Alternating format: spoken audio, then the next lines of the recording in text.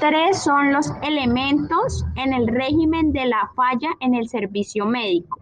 El primero de ellos es el daño antijurídico sufrido por el interesado. Segundo, la falla del servicio propiamente dicha, que consiste en el deficiente funcionamiento del servicio, bien sea porque no funcionó cuando ha debido hacerlo o lo hizo de manera tardía o equivocada.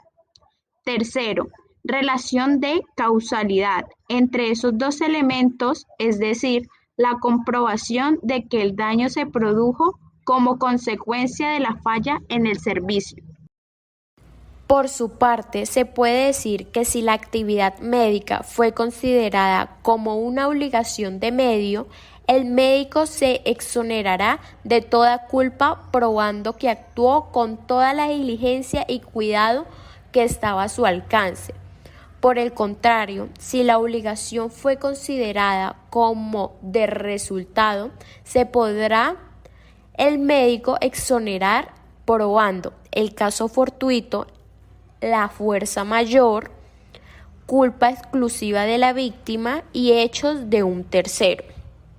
Hoy en día, en Colombia, la responsabilidad médica es de medio y no de resultado. Es decir, el galeno no está en la obligación de garantizar la salud del enfermo, pero sí de brindarle todo su apoyo en procura de su mejoría. Por ende, es necesario realizar una serie de precisiones con relación a la responsabilidad médica en materia de la legislación colombiana.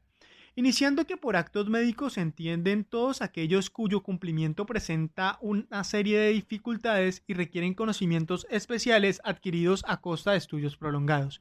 Así las cosas, se consideran como actos médicos en sentido estricto el establecimiento del diagnóstico, los exámenes complejos y la interpretación de sus resultados, la escogencia del tratamiento o de la operación, la prescripción de medicamentos, la ejecución de la operación, la aplicación de anestesia, la ciencia médica del tratamiento y la vigencia antes, durante y después de la operación.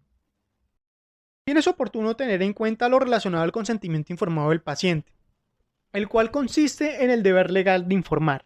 en donde la obligación de informar representa una garantía al derecho de la información que tiene el paciente para el libre ejercicio de su autonomía sobre la salud de su cuerpo y de su mente.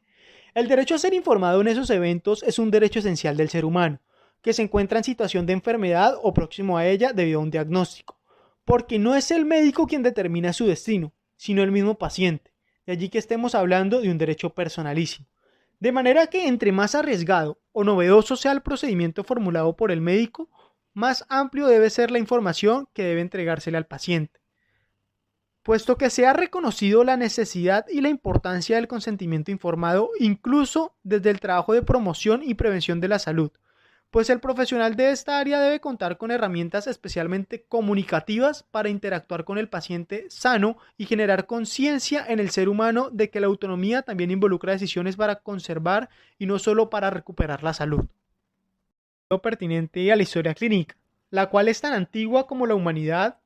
y se ha consignado desde el enfoque religioso, supersticioso y científico, comenzando con el antiguo imperio egipcio, año 3000 y 2500 a.C., pasando por el relato hipocrático del siglo V a.C., conocidos como Corpus Hipocrático, en donde se expresaban las experiencias de los médicos frente a las enfermedades de sus pacientes. Hoy en día la normatividad en Colombia la ha definido como un documento de registro obligatorio de las condiciones de salud del paciente, relacionado a los aspectos científicos, técnicos y administrativos, referidos al diagnóstico, tratamiento y rehabilitación del paciente. La información que allí se consigne debe ser simultánea o inmediatamente después de cada acto médico. Desde luego, hay que dejar claro que desatender las anotaciones de una historia clínica constituye una omisión susceptible de sanción disciplinaria y que en el evento de resultados insatisfactorios del acto médico pueden culminar en una condena judicial, pues la historia clínica constituye como prueba reina de la evolución que tuvo el paciente. Dicho documento o dicha historia clínica debe ser diligenciada tanto por personal médico profesional como asistencial,